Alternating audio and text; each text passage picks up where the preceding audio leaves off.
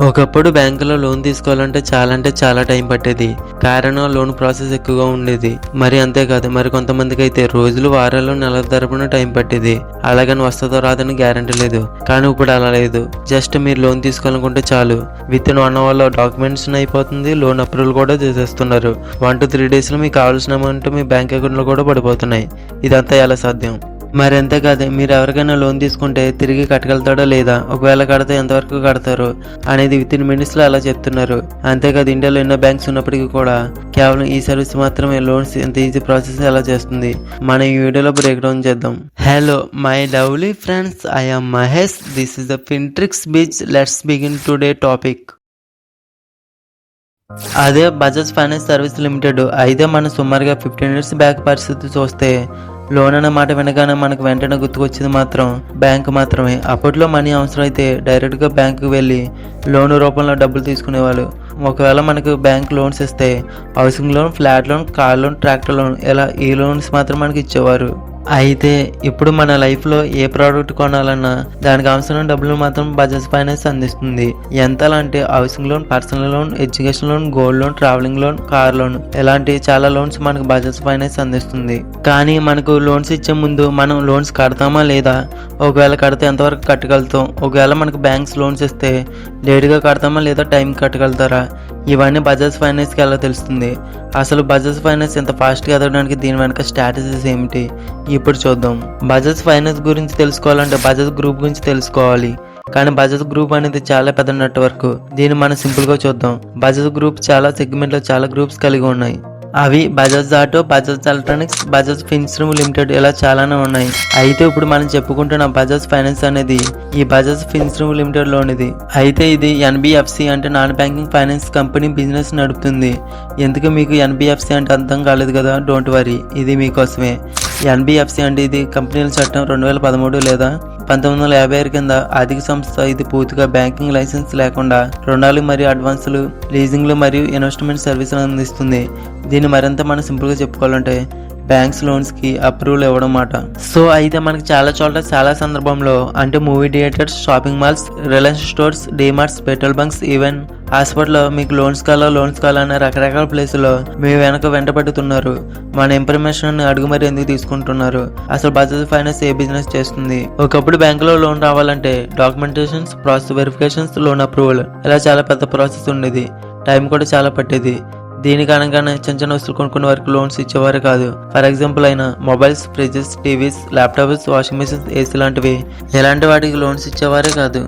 కారణం బేసిక్గా బ్యాంకులో లోన్ అప్రూవల్ చేసే ప్రాసెస్ ఎలా ఉంటుందంటే, ఒక కారు కొనుక్కోవడానికి ఎంత ప్రాసెస్ ఉంటుందో అలాగే ఫోన్ కొనుక్కోవడానికి కూడా లోన్ ప్రాసెస్ అంతా ఉంటుంది. సో దానివల్ల చిన్న వాటికి లోన్స్ ఇస్తే పెద్దగా ప్రాఫిట్ రావు కాబట్టి సో ఇలాంటి వస్తువులు కొనుక్కోవడానికి బ్యాంక్స్ లోన్స్ ఇచ్చేవే కాదు.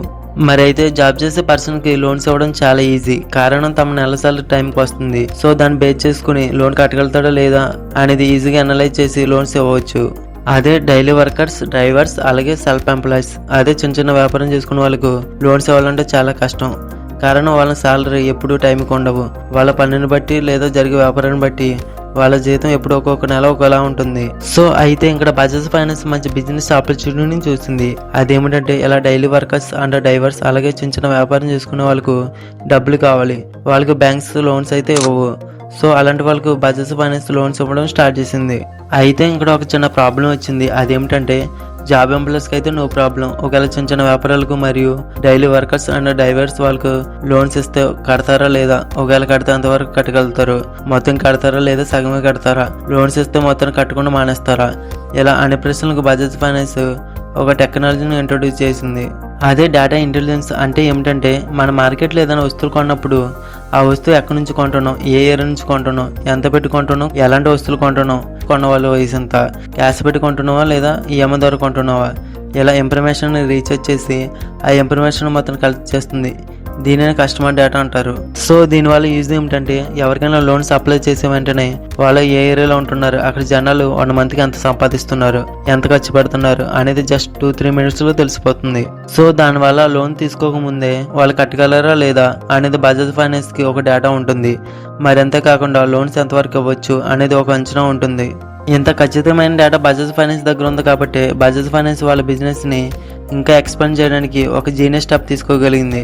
అదే జీరో కాస్ట్ ఈఎంఐ అనే మార్కెట్ స్ట్రాటజీని యూజ్ చేసింది. అంటే మీరు తీసుకున్న ఏ ప్రోడక్ట్కైనా వడ్డీ కట్టవసరం లేదు. అంటే మీరు ఏదైనా ప్రోడక్ట్ కొన్నప్పుడు ఈ ఆప్షన్ మీరు ఒకవేళ సెలెక్ట్ చేసుకుంటే మీరు కొన్ని నెలల పాటు ఇన్స్టాల్మెంట్ కడతారు కాబట్టి అసలు వడ్డీ కలిపి కట్టాలి. కానీ ఈ జీరో కాస్ట్ ఈఎంఐ ఆప్షన్ ద్వారా అసలు కడితే సరిపోతుంది, వడ్డీ కట్టవసరం లేదు. అయితే ఫర్ ఎగ్జాంపుల్ మీరు ఒక మొబైల్ షాప్లో ఏదైనా ఫోన్ తీసుకుంటే దాని కాస్ట్ వచ్చేసి 15,000 ఉంటే మీరు ఒక 2 years వరకు కడితే దాన్ని లాంగ్ టర్మ్ క్యాలిక్యులేట్ చేసి దానికి వడ్డీతో కలిపి 2,000 ఈఎంఐ కలిపి కట్టాలి. అంటే అసలు 15,000 అయినప్పటికీ అప్పుడు దాని కాస్ట్ వచ్చేసి 20,000 అవుతుంది. అంటే మనం 5,000 ఎక్స్ట్రా కడుతున్నాం. అంటే మన మంత్లీ వైజ్గా అసలు ప్లస్ వడ్డీ కలిపి 2,000 ఈఎంఐ అవుతుంది. కానీ ఇక్కడ బజాజ్ ఫైనాన్స్ ఆ ఎక్స్ట్రా 5,000 ఉండదు. కారణం జీరో కాస్ట్ ఈఎంఐ ఆప్షన్ ద్వారా ఆ 5,000 కట్టవసరం లేదు. అప్పుడు అసలు 15,000 కడితే సరిపోతుంది. అయితే మీకు ఈ లాజిక్ అర్థమైందని అనుకుంటున్నా. అయితే ఈ జీరో కాస్ట్ ఈఎంఐ ఇంట్రొడ్యూస్ చేయడం ద్వారానే బజాజ్ ఫైనాన్స్ ఈ రోజున కొన్ని వేల కోట్ల కంపెనీగా మారింది. అంటే మీరు నమ్మగలుగుతారా? ఇక్కడ మీకు చిన్న డౌట్ రావచ్చు. అది ఏమిటంటే జీరో కాస్ట్ ఈఎంఐలో బజాజ్ ఫైనాన్స్ కి అసలు రాబలే రావు కదా, సో అలాంటిది నువ్వు దీనివల్ల ఎదిగింది అంటున్నావు అనే డౌట్ మీకు వచ్చే ఉంటుంది. ఇక్కడ లాజిక్ ఏమిటంటే మన కట్టిన డబ్బుల వల్లనే డబ్బులు వస్తున్నాయి అనుకుంటున్నారు కదా. అలా అనుకుంటే మీరు పొరపడుతున్నట్టే. మీరు ఏదైనా ఎలక్ట్రికల్ షోరూమ్కి వెళ్ళి ఒక 30 ఏళ్ళ బజాజ్ ఫైనాన్స్ ఆప్షన్లో ఒక టీవీ కొన్నారనుకుందాం. ఎల్జీ అన్న సామ్సంగ్ అనే 2 టీవీలు ఉన్నాయి. అయితే ఎల్జీ టీవీ మొత్తంకి డబ్బులు కట్టాలి. అదే సామ్సంగ్ టీవీకి అయితే బజాజ్ ఫైనాన్స్ కొలాబరేషన్ అయ్యి జీరో కాస్ట్ ఈఎంఐ అనే ఫెసిలిటీని కల్పిస్తుంది. ఇప్పుడు మీరు ఈ రెండింటిలో ఏ టీవీ కొంటారంటే మాక్సిమం 99% సామ్సంగ్ టీవీని కొంటారు కదా. సో దీనినే జీరో కాస్ట్ ఈఎంఐ అంటారు. ఎందుకంటే ఇక్కడ డైరెక్ట్ గా డబ్బులు కట్టవసరం లేదు, అలాగని కట్టడానికి ఎక్స్ట్రా టైం కూడా వస్తుంది. అయితే మరి ఇక్కడ బజాజ్ ఫైనాన్స్ కి ఎలా లాభం వస్తుందంటే వీళ్ళు ఇచ్చే జీరో కాస్ట్ ఈఎంఐ సపోర్ట్ వల్ల ఎల్జీ కంపెనీకి సేల్స్ ఎక్కువగా పెరుగుతాయి. సో దాని కారణంగా ఎల్జీ కంపెనీకి లాభాలు పెరుగుతాయి. సో అయితే ఎల్జీ కంపెనీకి ఇప్పించింది కాబట్టి జీరో కాస్ట్ ఈఎంఐ ద్వారానే జరిగింది కదా. సో అది ప్రొవైడ్ చేసింది మాత్రం బజాజ్ ఫైనాన్స్ కు ఎల్జీ కంపెనీకి ఆ టీవీ మీద 10% డిస్కౌంట్ ఇస్తారు. మీకు ఇంకా సింపుల్గా చెప్పాలంటే మీరు 30,000 పెట్టి బజాజ్ ఫైనాన్స్ లోన్ తీసుకుని ఒక టీవీ తీసుకున్నారంటే దాని ఒరిజినల్ ప్రైస్ వచ్చేసి 30,000 పైన అది బజాజ్ ఫైనాన్స్ వచ్చేసరికి 28,000 మాత్రమే, లేదా అంతకంటే తక్కువే పడుతుంది.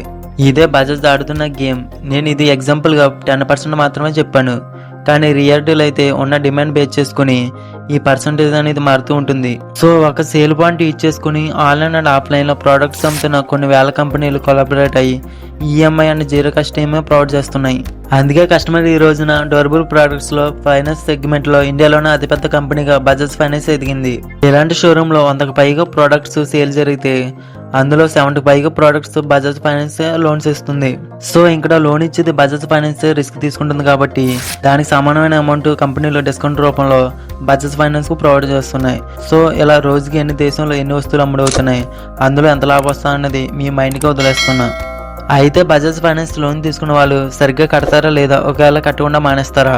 అందుకే లోన్స్ ఇచ్చే ముందు డేటా ఇంటెలిజెన్స్ లో ఉన్న డేటా ప్రకారం ఆ కస్టమర్ పేయింగ్ కరెన్సీ ఎంత లోన్స్ ఇస్తే తిరిగి కట్టగలుగుతారు అనేది ఈజీగా డిసైడ్ అయిపోతుంది. ఎందుకంటే ఇండియాలో పెద్ద పెద్ద బ్యాంక్స్ ఉన్న ఎన్పిఏ అంటే నాన్ పర్ఫార్మెన్సింగ్ అసెట్ తో బాధపడుతున్నాయి. అంటే లోన్ తీసుకుని కట్టలేని వారి సంఖ్య ఎక్కువగా ఉన్నారు.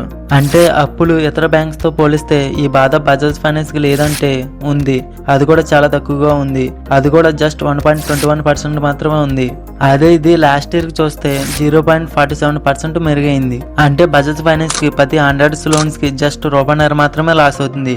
ఇది ఇతర బ్యాంక్స్ తో పోలిస్తే చాలా మంచి collection rate. Once customer Bajaj finance లో లోన్ తీసుకుని తిరిగి టైంకి పే చేస్తే తర్వాత ఇన్ కేస్ మళ్ళీ లోన్ తీసుకుంటే ఎటువంటి ప్రాసెస్ లేకుండా Bajaj finance RBL cards introduce చేస్తుంది. ఇది ఒక సూపర్ కార్డు. అంటే ఈ కార్డు ద్వారా credit cards, debit cards, shoppings, loans ఇలా దేనికోసం యూజ్ చేయవచ్చు. ఎంత స్పీడ్ అండ్ అడ్వాంటేజ్ గా ఆలోచిస్తుంది కాబట్టి ఇది ఇండియాలోనే Bajaj finance limited market capitalization 2026 కల్లా 5.75 లక్షల కోట్ల ఆస్తి కలిగి ఉంది. ఇవి కాయిన్ కి ఒకవైపు మాత్రమే. అంటే Bajaj finance service 90% zero cost EMI ద్వారానే సంపాదిస్తుంది, కానీ మిగిలిన రిమైనింగ్ 10% మాత్రం ఈ ఫీ అండ్ కమిషన్ మీద సంపాదిస్తుంది. అంటే ఫీ అండ్ కమిషన్లు బజాజ్ ఫైనాన్స్ తమ ఆదాయంలో 10% వీటి నుంచి సంపాదిస్తుంది. దీనిలో భాగంగా రకరకాల మీద బజాజ్ ఫైనాన్స్ ఛార్జెస్ వేస్తుంది. ఇది ఫైనాన్షియల్ ఇయర్ లో 2025 ఇయర్ లో 1521 కోట్లను సంపాదించింది.